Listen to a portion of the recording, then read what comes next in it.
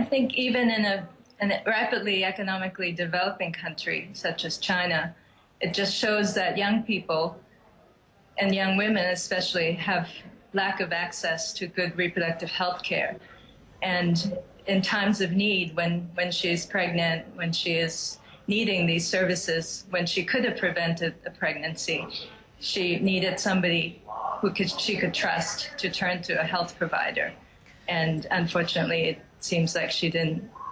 Have you seen many cases like this before? I mean, police and investigators are treating it as an accident, but how often have you seen things like this happen and women who are afraid and don't know what to do?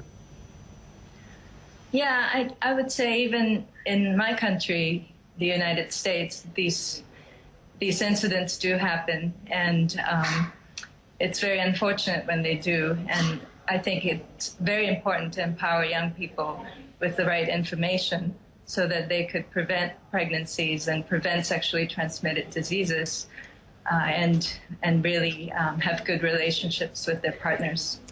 How much does the culture and the sensitivities in China specifically contribute to a situation like this? Yes, I think young people's reproductive health care is a controversial issue around the world. It's very, in Asian cultures especially, young people's sexuality is not spoken much about at home or even at school. And so there are many ways of reaching young people through social media, through mobile phones and other ways to really educate them with the right information so that they know how to seek services.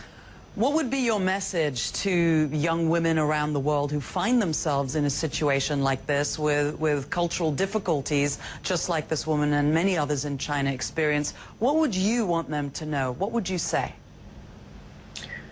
I would say, first, find a trusting adult that they could get advice from on a regular basis. Don't wait until the last minute. And also, there are a lot of peers who could have supported her and maybe given her the right information at the right time.